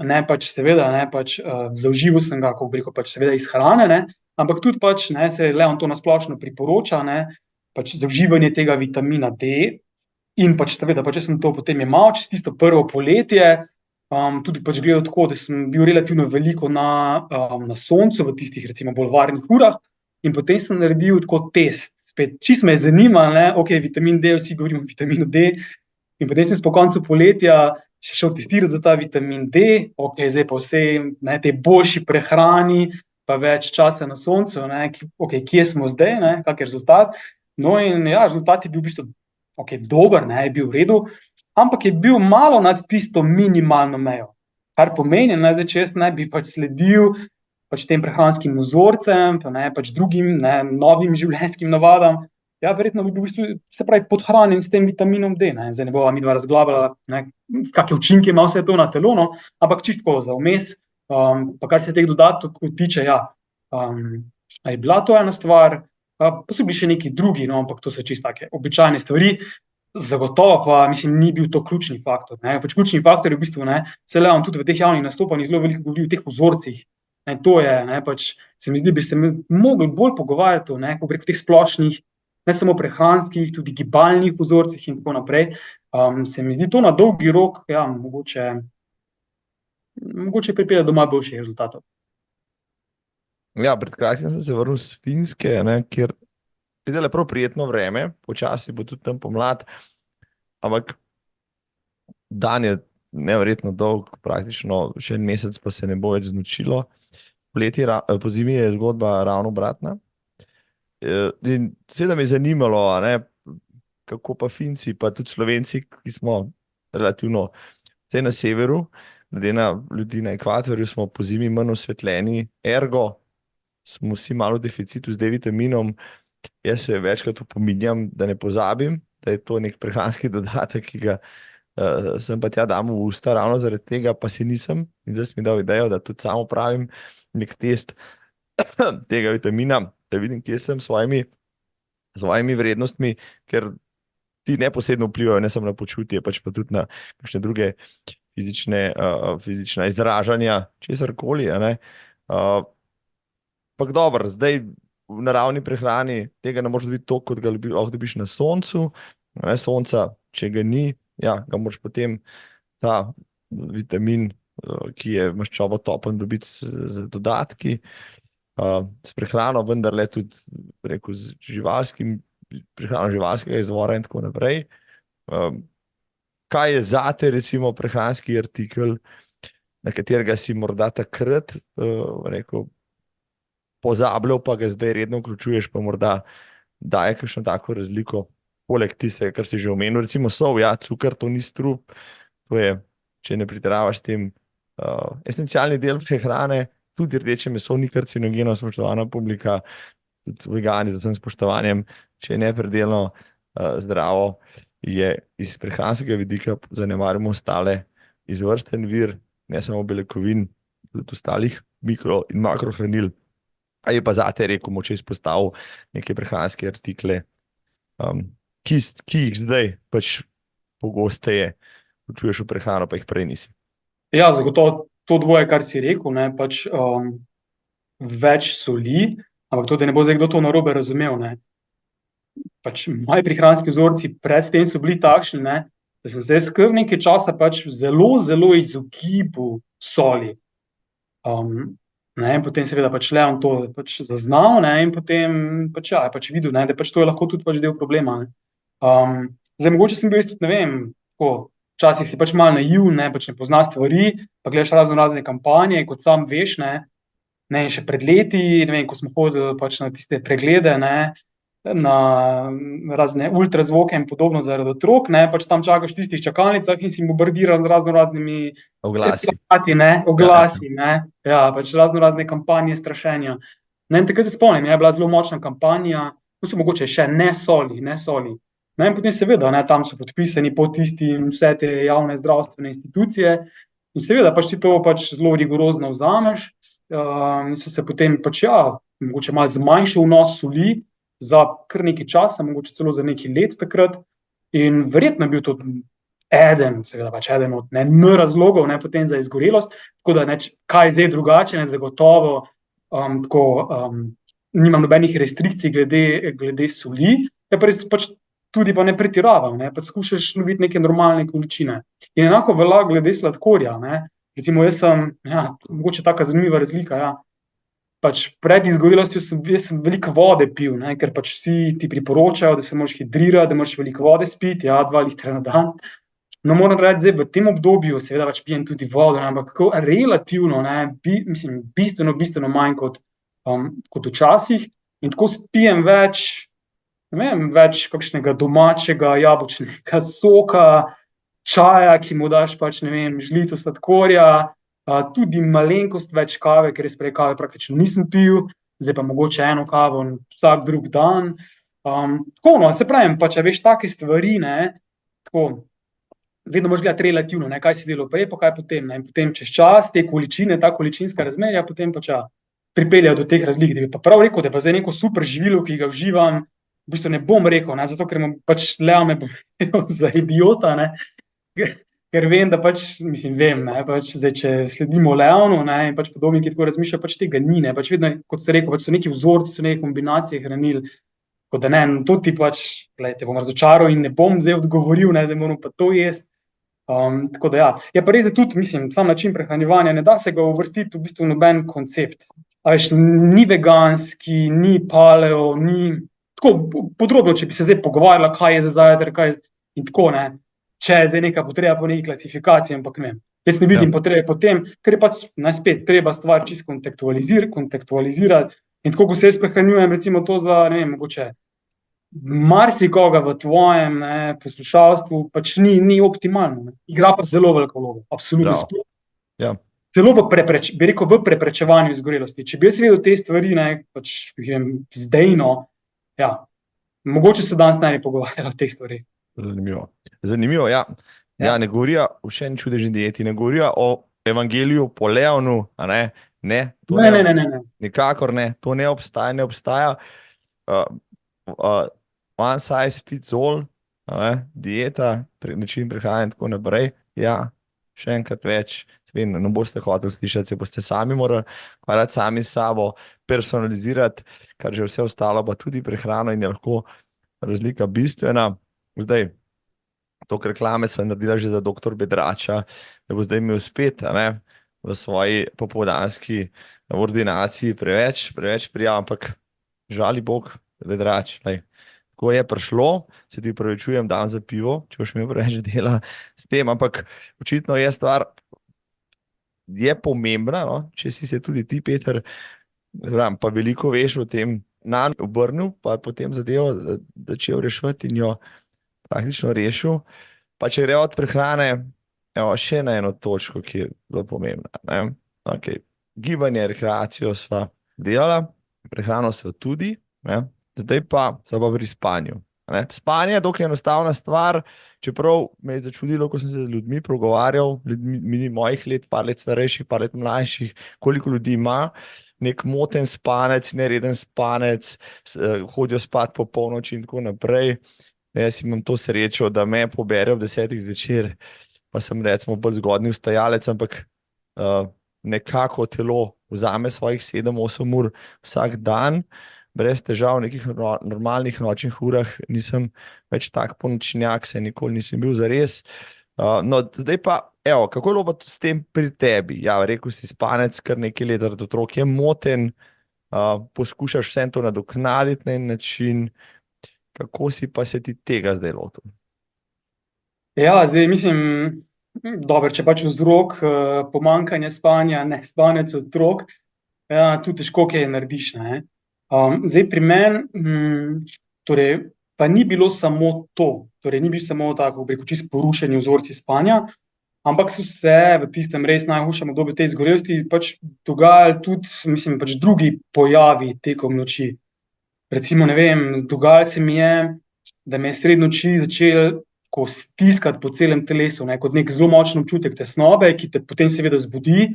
Občutek je tako močen, da moraš potem vstati, da ne zdržiš več potem v posli, potem hodiš tam po stanovanju, greš na svež zrak in potem rabiš, ne vem, pol ure, da se telo spet kolikor toliko umiri.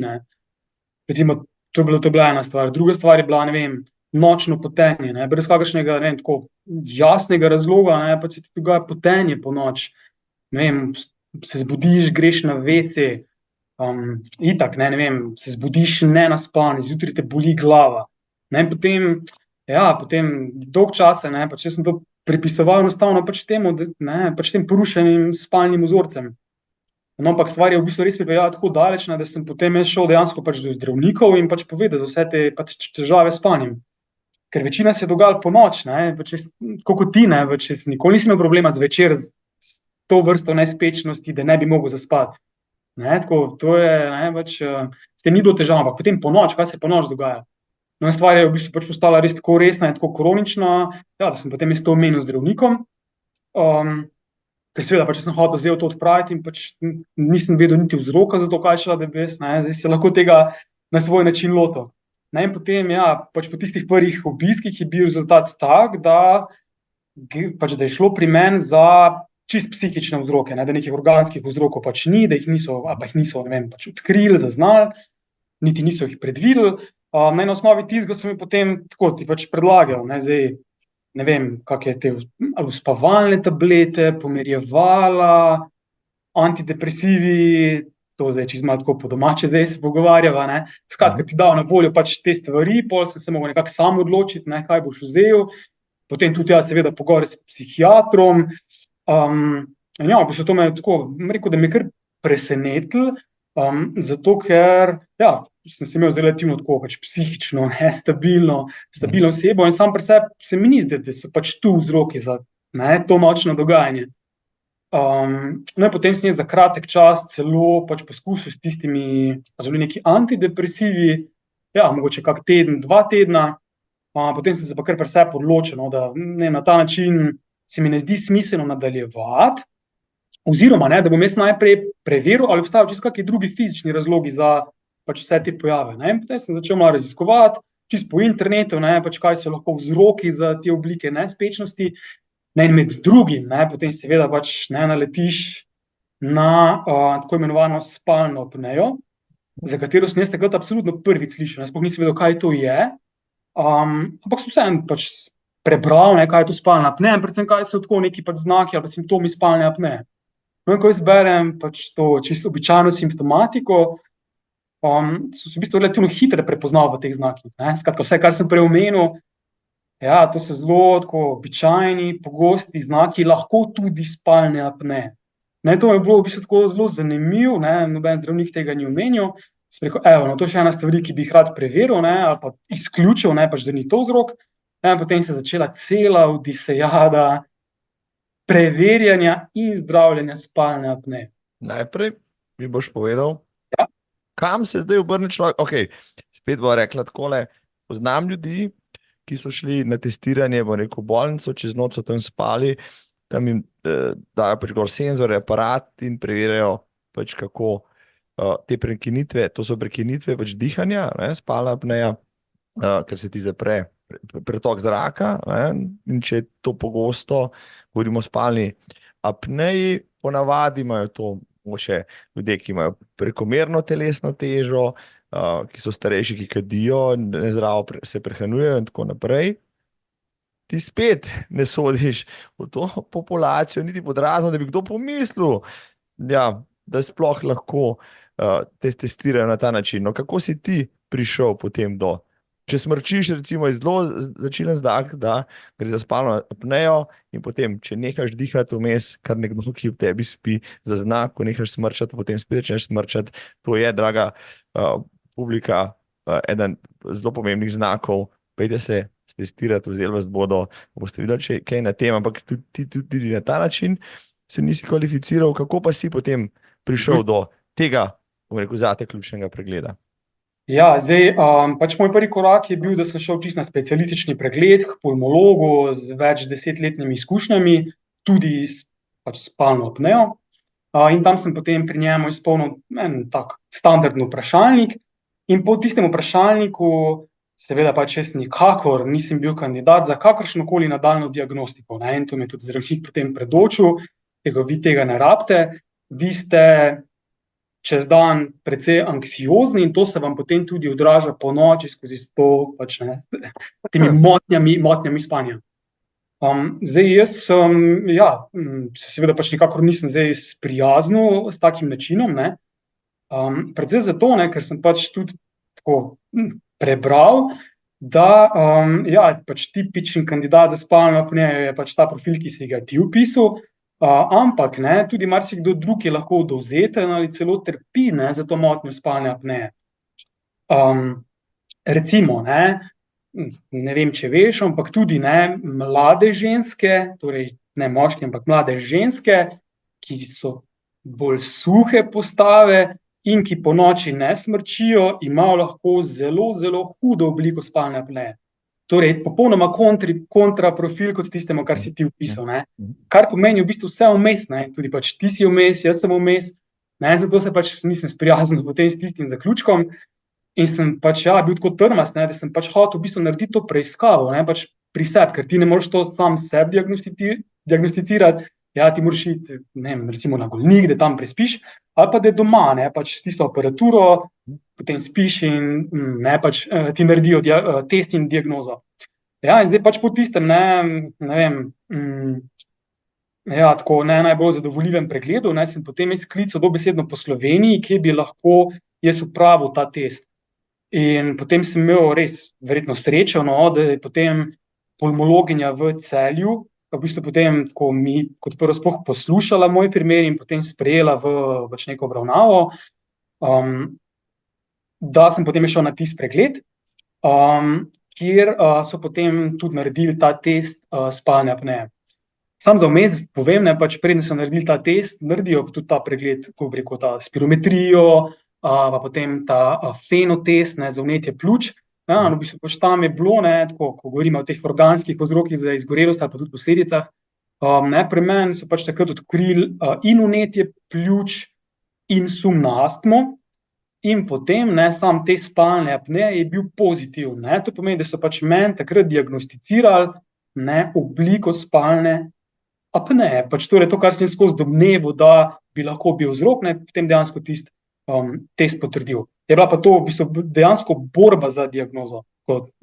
Mogoče bi se lahko rekel, jaz sem skoraj, ne vem, na kolenih prosi zdravnika, da ti verjame, da so v bistvu stvari resne, da imajo lahko resne posledice, da te potem testirajo, ker potem lahko začneš ti to reševati. Mislim, govoriš tako, kot da si bil res eden redkih, bom rekel, posameznikov, ne, ki si dejansko prišel na vrsto, pa nisi nek tipičen morda, ne, ali to pomeni, da, kot si že prej omenil, da je morda zunaj še bistveno več kandidatov za to preiskavo, pa jo niti pod razno ne opravijo. To je približno tako, mislim, da so že govorila, kakšen visok pritisk, za katerega nimaš mogoče izrazitih znakov, dokler si ga enkrat ne meriš, kakšen teden redno pogotoviš, da je povišen, ja, pa ti niti pod razno ne bi pomislil, da si kandidat za to.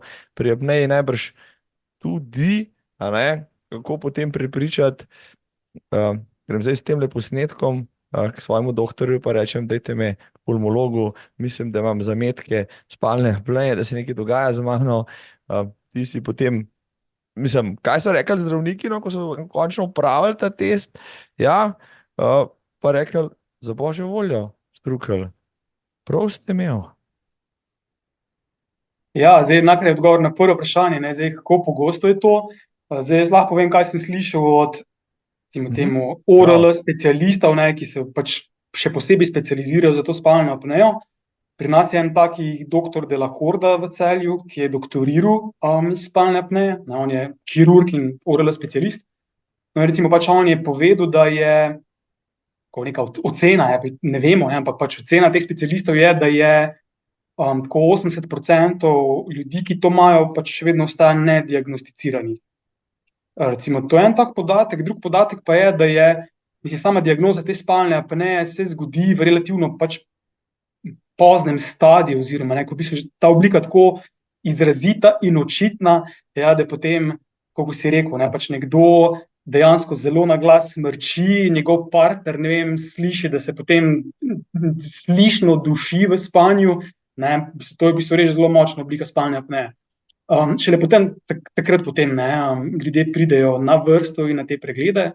Tako da ja, v bistvu, kot si rekel, pa vsa ta, ne, mislim, te skrite sodobne patologije, ne, spalna apneja samo ena izmed njih, ja, so v bistvu res lahko zelo, zelo zahrbtne, no, tako da pač ja, pač jaz to pripisujem sam, mogoče te neki svoji trmi, pa tudi radovednosti, da sem prišel tako zgodaj do te diagnoze, ne. Zahrbtno pa to zato, ker te stvari se dogajajo po noč, ti sebe ne vidiš, ti sebe ne slišiš, ne, v bistvu ti se dušiš med spanjem, ne da bi se zavedel tega. Ne, sploh če, ne, tudi ti imaš lahko apnejo, če ne smrčiš, ne, pač jaz nisem nikoli tako smrčal, pa so mi kljub temu diagnosticirali spalno apnejo. Tako da to je zdaj odgovor glede na pač pogostost tega, kaj so rekli zdravniki, a ne. Ja, mislim, zelo konstruktivno so k temu pristopili, pač ko so videli pač tisti pozitiven test, so pač takoj pač predlagali, mislim, neke terapije oziroma nadaljnjo diagnostiko. Zdaj, če imaš ti diagnosticirano spalno apnejo, je to pač prvi korak, ni pa zdaj to končni korak. Zato, ker spalno apnejo, čisto fiziološko, mislim, se lahko dogaja na različnih nivojih te dihalne poti. In zdaj, če samo ti veš, da ima spalno apnejo, še ne veš, zdaj, na katerem nivoju se to dogaja. No, in potem pač v bistvu bila spet borba za ta drugi korak, ne, torej ugotoviti, kje je zdaj, ne, na katerem nivoju te dihalne poti po noči pa prihaja do te spalne apneje. Tako da, no, pa če še to zdaj omenim, to sem pa potem spet, ja, pač gledal, kje v Sloveniji bi lahko napravil to diagnostiko, ki je v tujini precej pogosta, pri nam pa ne vem, če kdo, mislim, zelo malo ljudi, no, pač pozna, da to sploh obstaja, sploh se mi zdi v tej mlajši populaciji. No in temu testu se reče DICE. Mhm. To je v bistvu neka taka endoskopija zgornjih dihal, medtem ko te uspavajo. To pomeni, ne, pač ti greš v tisto sobo, tam te pač uspavajo, s tem, da, v bistvu, da simulirajo tvoj spanec, in takrat, ko si ti uspavan, ko spiš, v bistvu ti s kamero posnamejo, ne, delovanje tvoje dihalne poti. Ne, in Odpiranje, zapiranje. tam se pa na posnetku vidi, torej, na katerem nivoju, katere strukture ne delujejo tako, kot bi morale, in tam pa v bistvu potem res dobiš tisti končni odgovor vzroka za tvojo spalno apnejo, in potem je tisti seveda štart za ustrezne terapije. In tisti posnetek sem jaz imel priložnost videti, ja. Mislim, da te fascinira, ko ugotoviš, kaj bi moral biti, oziroma kako je prav in kaj se dogaja med spalno apnejo, noro, norišnica, kako se ta sapnik odpira in noro. Mislim, mene res fascinira. Ti mi povej, ko si ti to gledal, oziroma sta zdravnikom to pregledovala, kaj je on potem razlagal tebi. Ja, on je v bistvu pač na osnovi tistega zaključil, da kakšna posebna operacija ni potrebna. Ja, in potem pač priporočajo tako relativno konzervativne terapije, v bistvu zdaj zdravljenja te spalne apneje. Zdaj spalna apneja tako v bistvu to ni nek, ko bi temu rekel, neka začasna motnja, to je v bistvu kar kronična motnja, če naj bi lahko rekel, tudi neka kronična bolezen, ki se z leti potem, če se ne zdravi, seveda se to zelo potem stopnjuje, ne. Tako da mi je potem podal tako dve, tri rešitve, za katere sem v bistvu tako sicer vedel, ne, mogoče že malo z njimi eksperimentiral.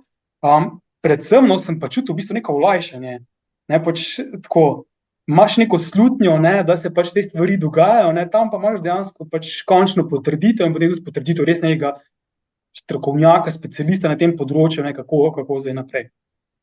Tako da tam, ne, ti si mi pa v bistvu res ključni moment, ko se v bistvu res začel potem zdraviti to apnejo, da se potem stvar toliko izboljšala, da je potem ta nočna simptomatika je zelo pogosto, v bistvu je ni več ali občasno v tako minimalni obliki, ne, da pač nima nikakršnega učinka na to, počutje in funkcioniranje za dan. Super, super. Peter, no, ampak če nekaj o tem zdravljenju povedati, klasično zdravilo, ali pa način zdravljenja apneje je, da dobiš pač tisti aparat, kisikovo masko in da ti preko tega uravnavajo pravilnost dihanja in dovod kisika, kar je pomanjkanje tega je pač bistveno pri vseh simptomih pa posledicah bolezni, no tukaj ti ga dovajajo. Kako so, recimo ti si imel drugačno spalno apnejo kot tisti, bom rekel, tipični, da se tako izrazim, a ne bolniki, kako so te prešvali, kaj na kakšen drugačen način, a isto? Ja, zdaj pri meni je bilo tako prva terapija, ko so mi jo predlagali, je tako imenovana čeljustna opornica, ki skrbi za to, da se tvoja čeljust med spanjem tako ne poseda nazaj v žrelo oziroma v grlo. To je bil prvi tak način. Tako da seveda pač sem potem tisti nekaj časa uporabljal, ne, celo več. Ta opornica je lahko tudi tako čisto narejena glede pač na čeljustno, ne, strukturo in zobe vsakega posameznika, no, tudi tisto sem potem dobil, in absolutno stvar pač, ki pomaga, ne, potem med samim spanjem, ne, torej, da se tista dihalna pot pač ne zapira, ampak ostaja relativno odprta, ne, tako da to je bil absolutno pač tako prva intervencija. Potem zdaj ta, ko omeniš ta CPAP oziroma APAP aparat, ne, pač velike teh oblik, torej ta maska, zdaj v bistvu sem prosil, če bi lahko tudi to poskusil. In tudi zato sem se mogel pač boriti, zato ker res nisem imel tako močne oblike te apneje, ne, ampak bolj blago obliko, ampak kljub temu, ne, mislim, apneja v kombinaciji z izgorelostjo, potem absolutno vpliva na kvaliteto spanja in tako funkcioniranje telesa med spanjem. In sem uporabljal tako nekje 3-4 mesece in tako meni osebno je zelo pomagal, kljub temu, da pač mi tega niso priporočili, ne, ampak se rekel, so različni načini, pač treba je pač tako malo eksperimentirati. To je bil en način, pa tretji način je bil pa mogoče najbolj konzervativno doseg, je bilo pa tako v bistvu jačanje tega mišičevja, torej čeljust, obraz, žrelo, na bistvu pač tega mišičevja zgornjih dihal.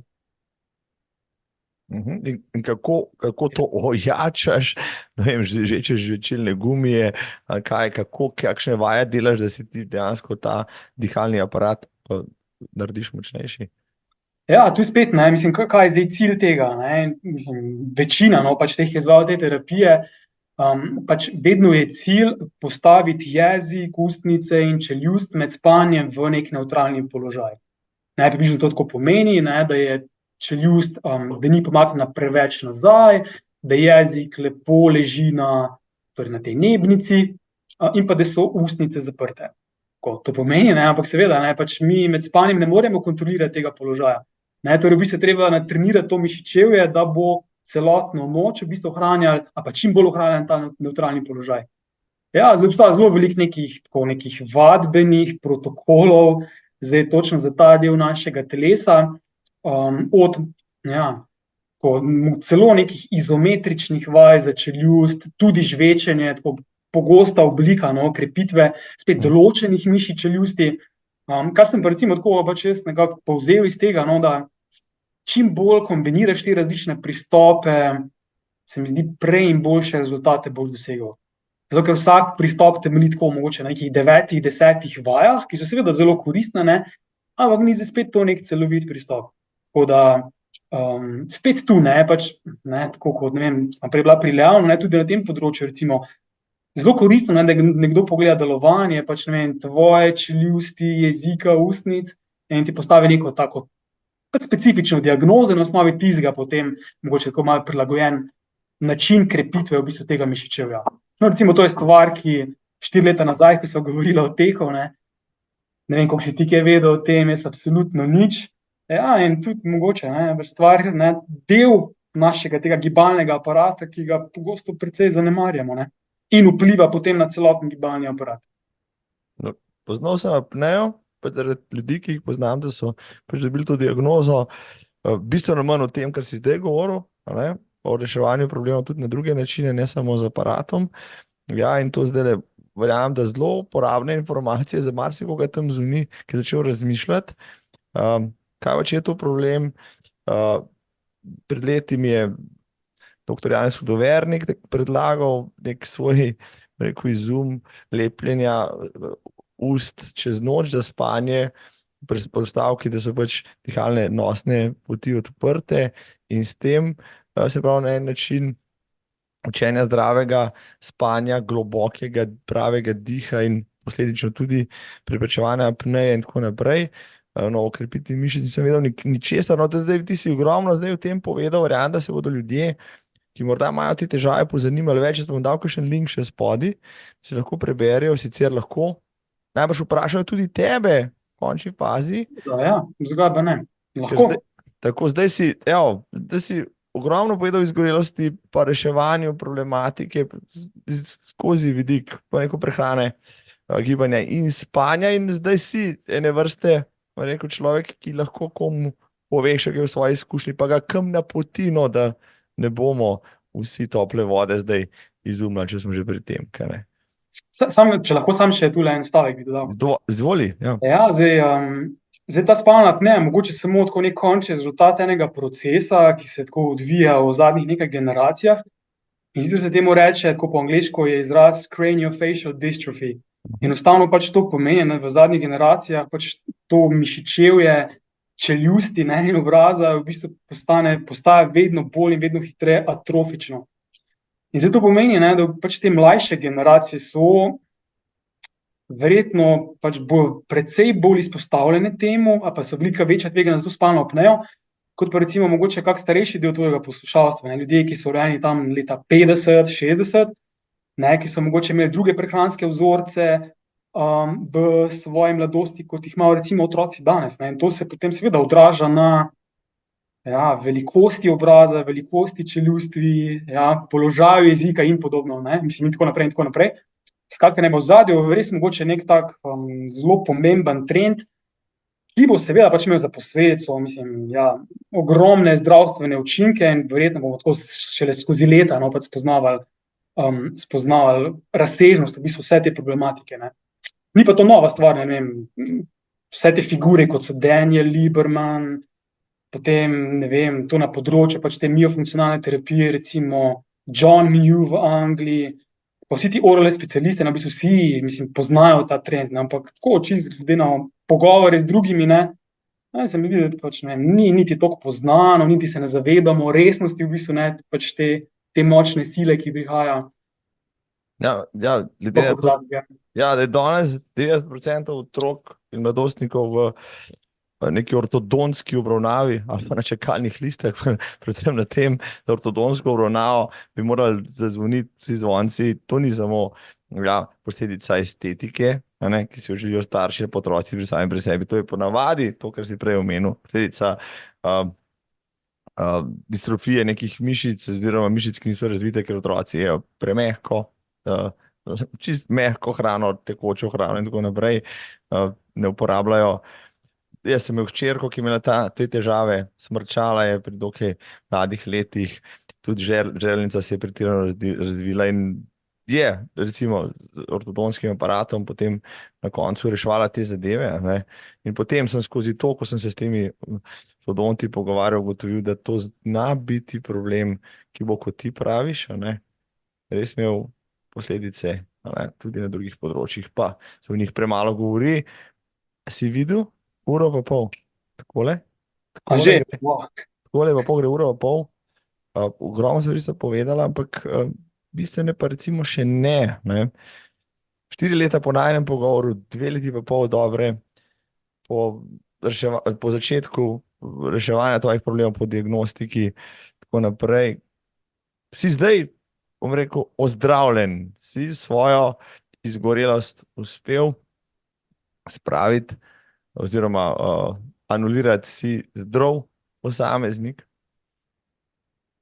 Ja, lahko ti odgovorim, mislim, v smislu nekega normalnega funkcioniranja čez dan, opravljanja vseh službenih in družinskih obveznosti, vsekakor, ja.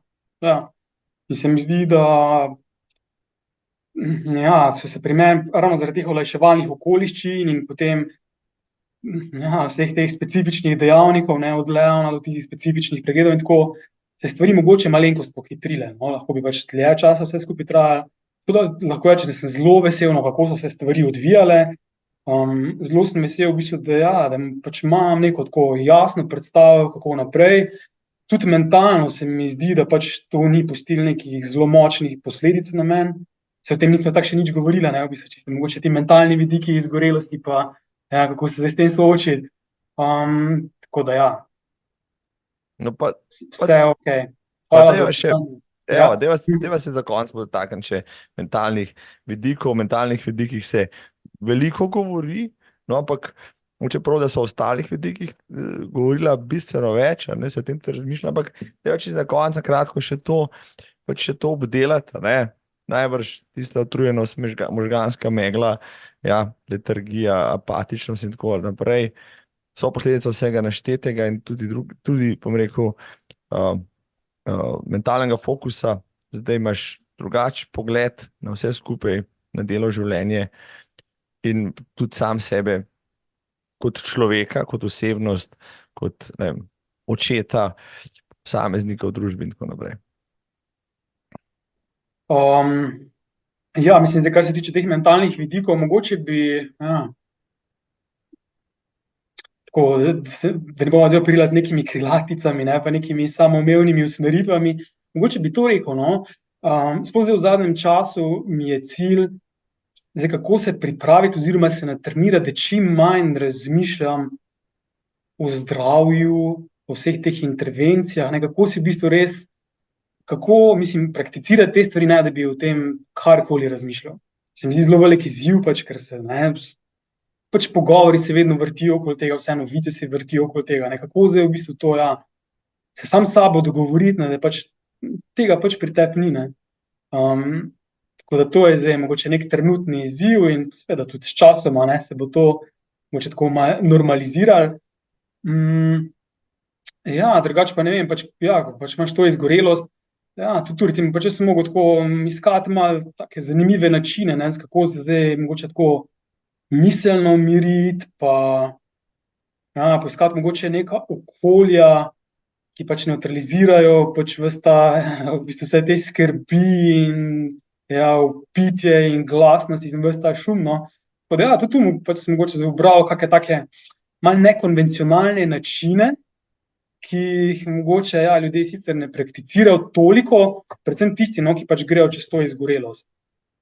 Recimo, če se en tak primer, tako da malo navržem, mogoče v zadnjih nekaj tednih je moja čisto običajna praksa, da če imam čas, pa tako, če priložnost naj veleva, da grem v bar, ampak sam. Torej, brez družbe, da grem v bar, da se usedem za šank, si naročim eno pijačo in potem tam sedim, se malo zlijem z okoljem, ja, tako malo pač poslušaš tisto dogajanje. Ne, recimo, to sem opazil, zelo pomaga pri tem mentalnem umirjanju. Se pravi, nisi sam, nisi nekje izoliran, pač imaš socialne stike, ne? Ampak ne vem, zgleda so pač ta oblika socialnih stikov je takšna, da trenutno mi pa to v bistvu zelo paše, ne? In nikoli si nisem mislil, da bo kdaj, ne, pač tako si prav želel tu in tam iti pa potem sam v bar, tako kot je bila praksa, ne vem, mogoče 40-50 let nazaj, to je bil običajen način, da je šel moški, ko je imel čas, je šel sam v bar, ne, tako mogoče to je zdaj pač prakticiram, ja. Nič spornega, nič novega, v bistvu zelo star način, ampak pa še kak drug način. No, lepo si zaključil. Ja, lepo si zaključil, dal si meni misliti, zakaj pa ne, v bistvu, zakaj pa ne moreš biti v družbi, recimo tako, kot si lahko na tekaški prireditvi s tisoči drugimi, pa v bistvu sam sabo, si lahko v baru ali pa nekjer druge, na koncu v cerkvi, parku, z drugimi pa hkrati sam sabo, pa imaš od vsega omenjenega pozitivne učinke. Tako, evo. Bravo, Peter, mislim, s tabo se mi je pogovarjati vedno fantastično. Upam, da se bo kmalu vsi še bos v prostem času in bom rekel, tudi v naravi in tako naprej še prakticiraš bosonoštvo. Še, mislim, marsikje od tistega, kar sva govorila 4 leta nazaj, mislim, absolutno je še vedno del mojega življenja, pa tako, tudi pogleda na svet, nekih strasti, absolutno bosonoštvo del tega, ampak seveda spet čisto taki diskretni obliki, spet ko priložnost veleva, zdaj glede na pač letni čas vedno bolj, zdaj mogoče v zadnjem mesecu sem že spet tako parkrat tekel bos, v bistvu res zelo dobrimi občutki, tako da še vedno. In to domnevam, da bo to tudi kar ostalo.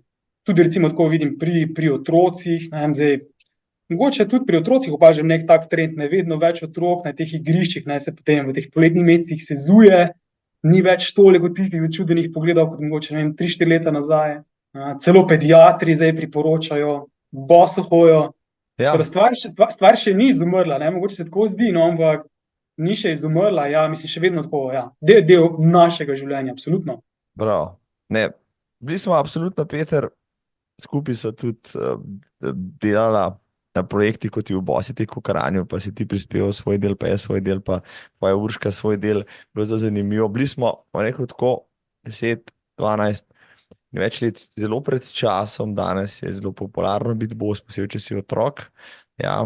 Bom rekel, je kar ena posebno navdušenje, spet novi minimalistično bosonogi val je prišel tudi v našo deželo, je pljusknil in danes ne imeti skoraj da para bosonoge obutve doma, če si mlada mamica za svoje otročičke, je skoraj bogokletno, po tem drugič.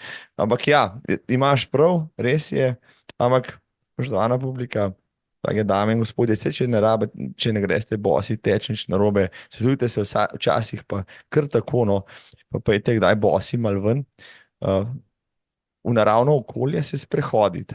To bo čisto varno, gledajte pod noge, pa boste videli, da vam je mogoče to manjkalo, pa da je tudi ena oblika meditacije. Ni nujno, da se namakate v ledeno mrzli vodi, ali pa da v položaju pač lotusa, vsega cveta, pač pozdravljate sonce, pejte kdaj bosi ven, pa boste videli, ko je fajn, jaz pridem enkrat tam v tvoje konce, pa bo šla bosa na talež, ker mi je tista potka, vse večje zgost, fantastična za to vrstne podvige. No, pa gor bova šla za šank, pa bova spila eno pijačo, ja, pa gledala dol na Blejsko jezero. Peter, še bi se pogovarjal s tabo, ampak naj bo dovolj za 200. epizodo. Ja, podcasta Zagrejte tek, draga publika. Upam, da ste uživali vsaj to kot jaz. Upam, da vam je Peter na Trosu obilo koristnih informacij, ne samo za vas, morda tudi za koga, ki jo poznate, pa jih daste naprej, pa se o tem pogovarjamo o zadevah, ki nas, ja, ki smo zdaj v 40-ih, morda zadevajo bolj kot koga drugega, ker imamo za poskrbeti še za generacijo, ki je za nami, da pride, ne, do odraslega življenja, hkrati pa za nas, da bomo še nekaj časa bosi ali pa obuti teptali tole zemljo. Tako da, Peter, bilo mi je spet kot vedno v čast, veselje in zadovoljstvo, da sem te ugostil in hvala ti, da sva se tako hitro zmenila. Ja, Marko, hvala tudi tebi, še enkrat hvala za vabilo. Seveda, najne debate so vedno nedokončane, ne, in to je v bistvu tudi pač v čaru vsega skupaj. Ja, tako da upam, da še mogoče kdaj v taki obliki ponovimo. Naslednjič pa recimo v baru, ne, kot si rekel, mogoče na taležu. In točno to bova naredila, ja, ob priložnosti, ki se bo ponudila.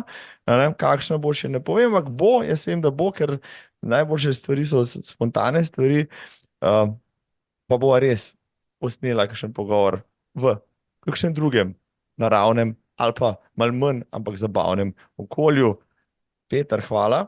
Spoštovana publika, drage dame, drage tekačice, dragi maratonci tekači, se vidimo mi tam zunaj že v to soboto v Radencih na državnem prvenstvu, pa na 42. maratonu 3 src. Ja, tako, ja, vprašajte me, kaj če vas zanima, lahko mi daste za pivo, ali pa jaz vam, ja, ostanite zvesti in zagreti poslušalci, tebi, Peter, pa, lej, čim manj stresnih dni, dober spanec, odlične obroke, pa seveda dober tek. Marko, hvala tudi tebi in tvoji družini, vse dobro. In pa ja, srečno vsem tvojim poslušalcem in čim več užitka v teku.